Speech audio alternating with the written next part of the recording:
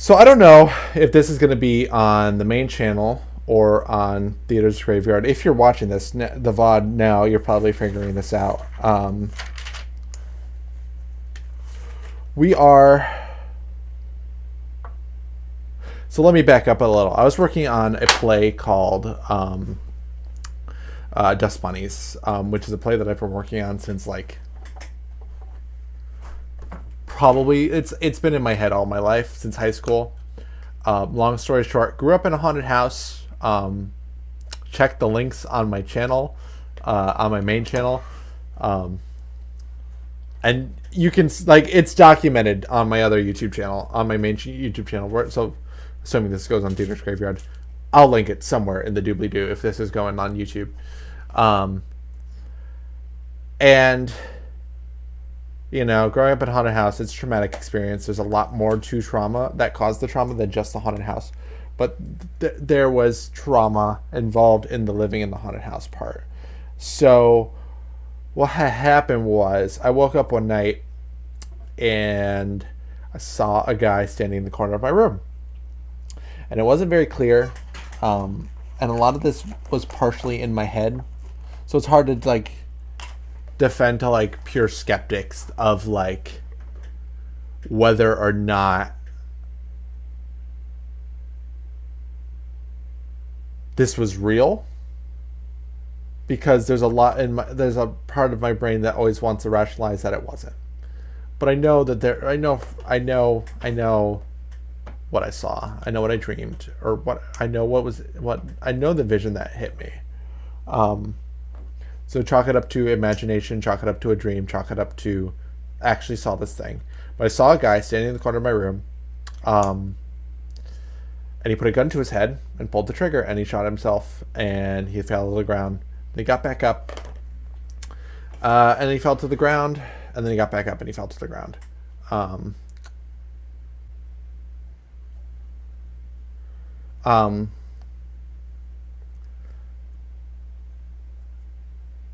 And so that image was like haunted me like all through high school, for obvious reasons. But I ended up writing a play about it. And as I was working on that play, and I've worked on this play since college. And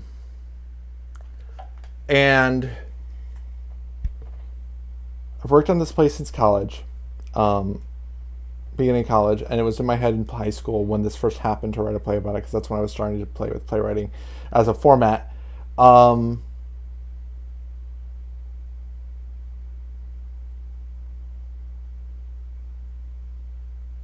I was working on that, Marble Hornets was airing, and it became a huge influence on this piece and my horror aesthetic. And the style that I like in horror, it made me realize like jump scares are cool and all, but what about the uncanny? Jump scares, what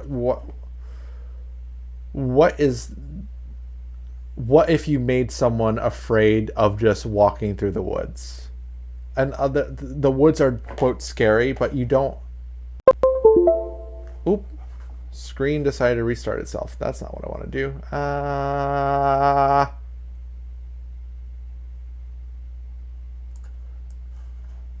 Sorry. Saz.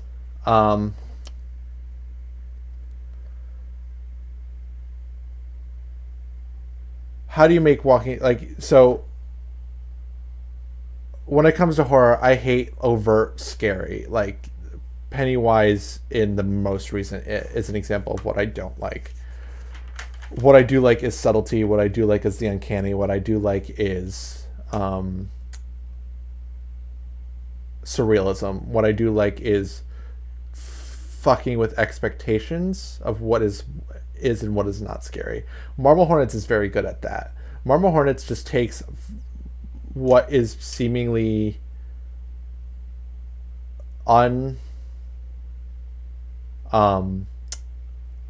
professional imagery and filmmaking. Actually, no, it's very professional filmmaking. Like the shots in this show are great. But what am I trying to say? It showed me a different kind of horror than what is typically thought of in horror movies, and along with other things, like set in stone what my aesthetic was. So I did a rewrite of Dust Bunnies earlier this year, and that brought me back to Marble Hornets. And as I'm watching Marble Hornets, I'm realizing, oh shit, there is something more to this than just like a silly web horror about the Slender Man, because this was what introduced the Slender Man. So that's what I'm working on tonight. I'm handwriting tonight. I don't have any. I'm not working at a Google because I'm still handwriting. But we're just gonna do this, and we're gonna see. And maybe I'm probably gonna stay up till a little bit later because we started this part of the stream a little bit later.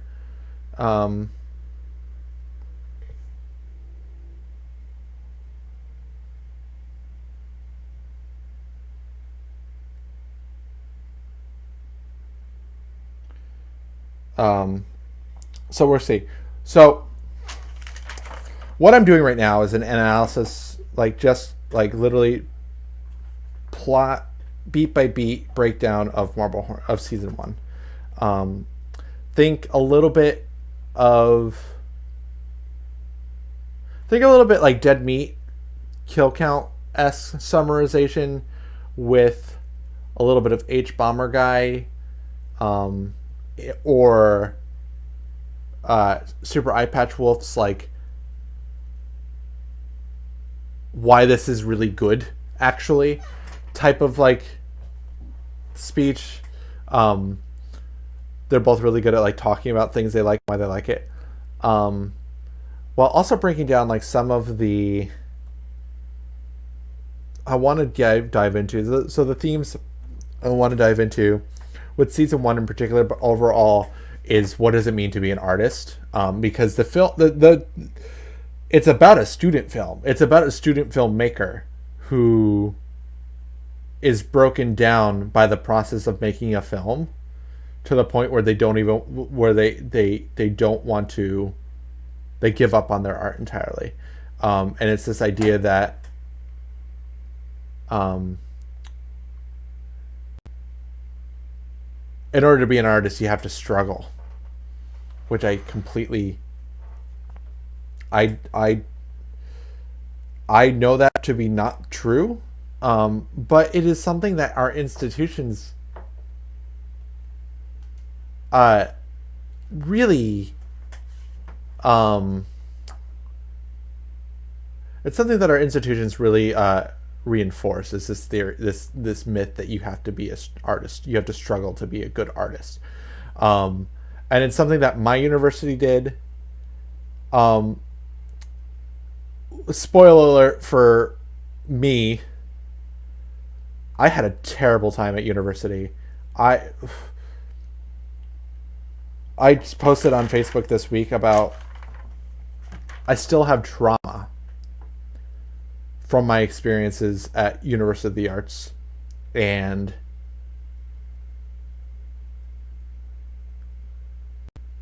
which is the time period that I was watching this web series in. That has really fucked with my ability to write plays. This place that I went to school for, the thing that I went to school for and spent $30,000 a year on,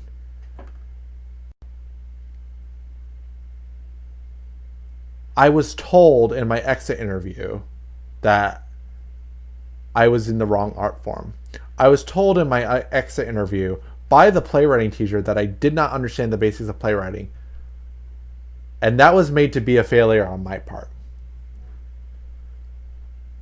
And I'm still dealing with that trauma and the frustration, the anger. And I'm not the only one. There have been threads upon threads upon threads of Facebook about the abusive and horrendous atmosphere that UArts creates for its students.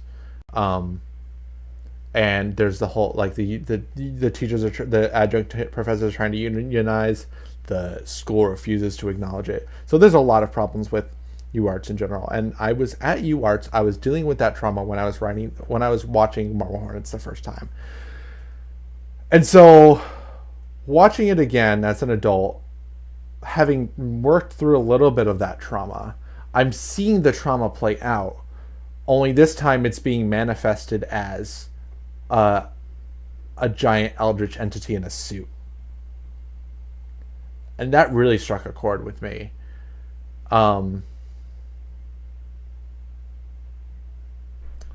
Especially when it gets to season 3. But I think the theming starts in season 1, as early as now, because the whole premise is about a film student giving up on his project because he became so overwhelmed. And so I am up to entry 16 in my page by page analysis. So we're just going to watch 16. We're going to talk about it. First of all, if you haven't watched Marble Hornets, at least season 1, go watch that now. Link in the doobly-doo, whatever. This stuff, it's just good. It's so good. Anyway, so we're gonna watch entry 16 and we're gonna work on it and we're gonna look at it. Guy finds tapes in the closet of his friend's film project that he gave up on years ago. He starts to watch it. Slenderman shows up in the tapes, and he starts watching the tapes to try and figure out what the fuck happened to his friend. As he starts watching these tapes, weird shit starts happening to him. Prior to this entry, he meets one of the actors. He interviews him from the show. And after that, he gets an anonymous tip to go to this house where another actor is supposed to have lived. In the meantime, there have been video responses, because this is back in the day when video responses were a thing.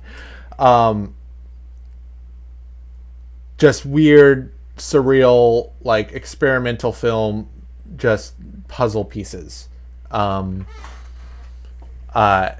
it's highly likely that whoever sent him that anonymous tip was that person, was whoever's making these video responses.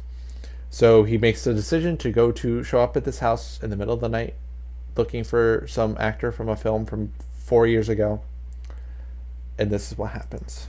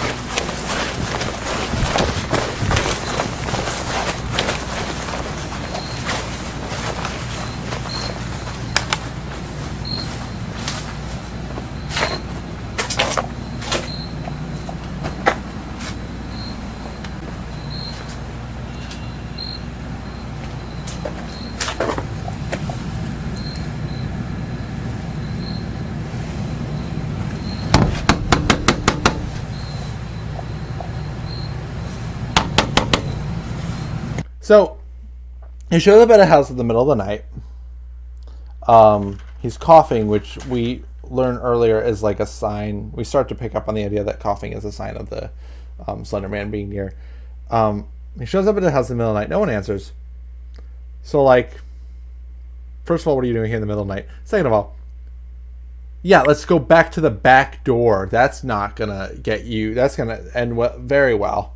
So Jay, the character, is just not does not. It's not that he's dumb. He just doesn't think his need for self preservation is not quite there.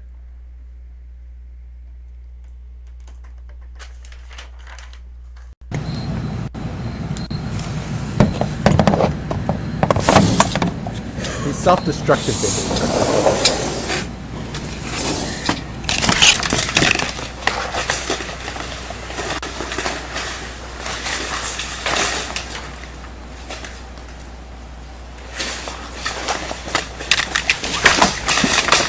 Hello?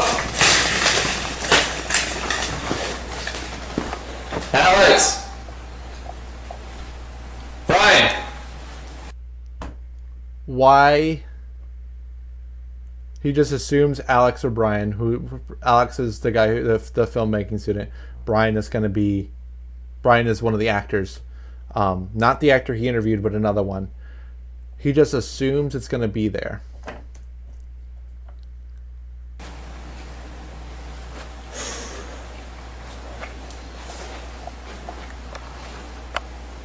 But the place is all ransacked.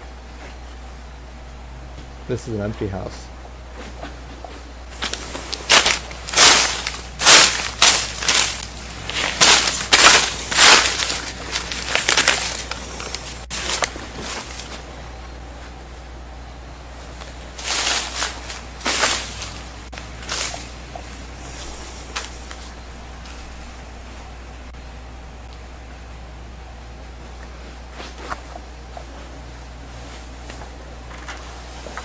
No CC on.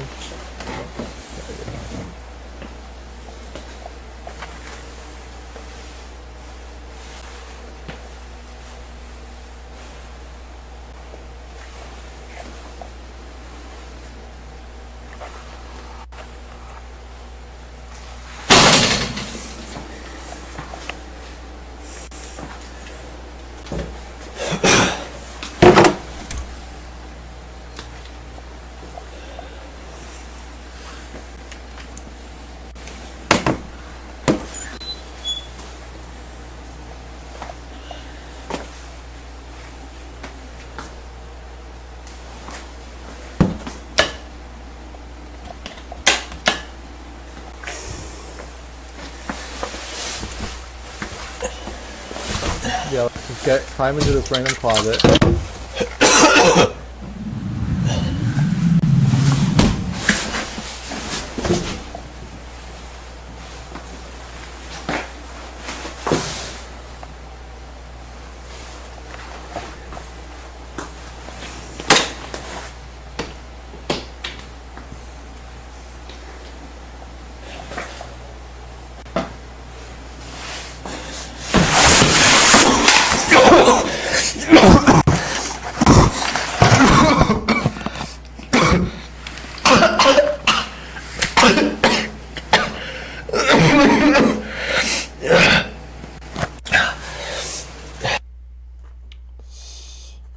So I'm just taking So I'm writing down because this is what happens next to where I've written my essay of up till. So we know that it's established earlier in the series that coughing is a sign that Slenderman is nearby. What we know by this happening is something is very close because he just breaks into a coughing fit on the ground. Like, it knocks him over. So something is there. We know that. And that's helps to increase the scariness, frankly.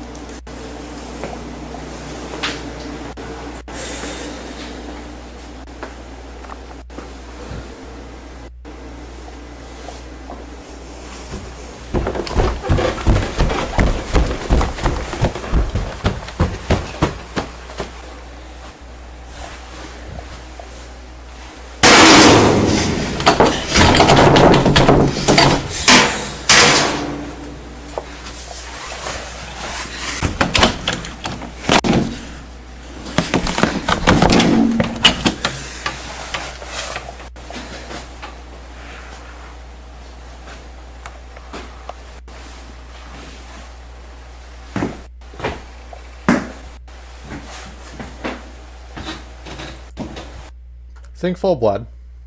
Um, I'm capturing what is happening and commenting on the effectiveness of the horror on. So basically, it's like up until we see this blood, ostensibly, there's nothing that should imply danger. There is risk involved in breaking and entering, but most of what is causing fear is simply not knowing what's in the house. And in using this like standard like trigger imagery of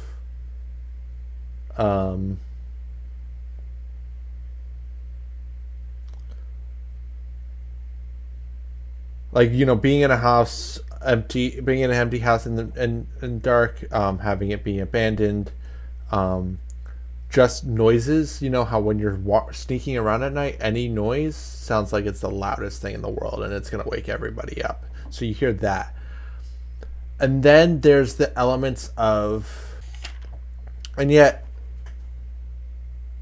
And then there's the elements of it, it's like the things that we've been trained to be afraid of in the series, the screen tearing, the coughing, that adds to like the level of, oh no, what's about to happen. And the only thing that happens so far, and we're 6 minutes into the video, or 6 minutes into the video, is just a coughing fit. He's looked around and it's a coughing fit, and we're already afraid. And now we found blood.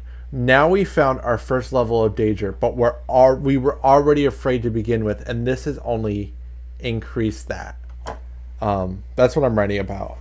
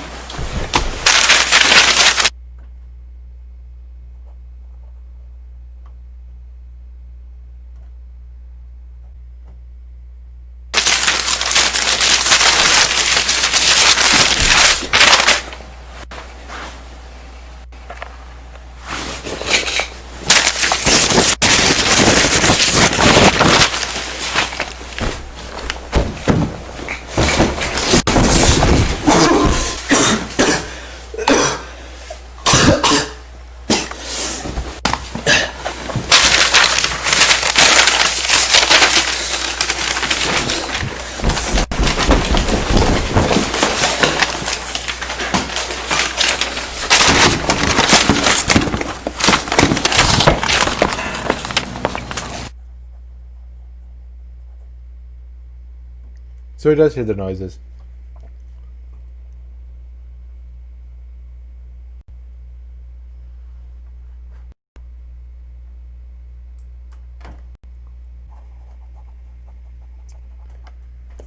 So one thing I really appreciate about this particular entry is it shows just how unreliable Jay is. Like, not unreliable as in he's him as a person, but as a character, because he's supposed to be our audience surrogate. He's supposed to be the character that we rely on to show us this world that's supposed to represent us. And you know, Jay is meant to be like a very basic name. He was never meant to show his face originally, and he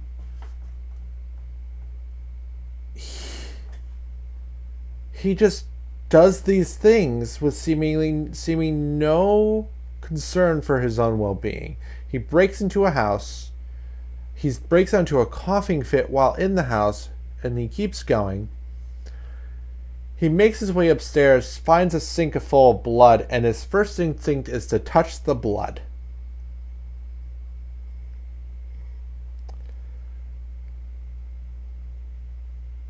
And then he hears noises, and instead of leaving when he hears noises, he goes and steals a bunch of stuff. I love that entry a lot.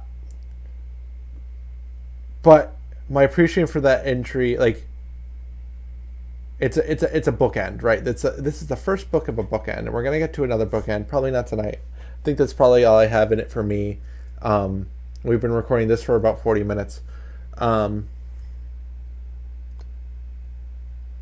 Is it sets you up with, it raises that tension, and it gives you very instinctual, very primal triggers of increasing that tension. Darkness, loud noises, abandoned places, coughing, so signs of sickness. They've already used Pavlov's training, like, to make us afraid of screen tearing. Any glitching that happens, we are on edge.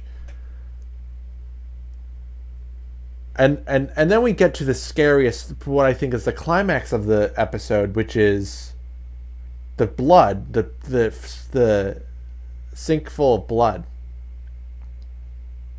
and he touches it, and the repulsion that you get of why. And then from there, I think he hears noises. Okay, gotta grab stuff and get out of here. Each entry has that arc of very subtle bits of horror. It is not, Marble Hornets is not jump scare horror. It is simply not. There are like 3 major jump scares.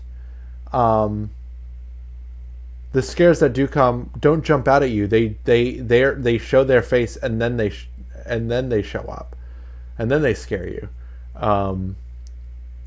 It trains you to look at the environment. It trains you to look at the subtle details in the editing. It trains you to respond to. It scares you with things that are sounds that are scary, and that's the thing that, like, Marble Hornets taught me, is like there are things that are just scary on their own. Dark house, abandoned house, loud noises when it's supposed to be quiet. For me, the sound of I don't think Marble Hornets does this a few times. The sound of a cell phone vibrating, not on silent, is horrifying to me. In an empty house, in full darkness, in a dark, empty house, a cell phone vibrating, it's one of the scariest sounds in the world to me. And that's what Marble Hornets does. Marble Hornets is that vibrating cell phone. And it invites you to pick up the phone and see who's on the other side.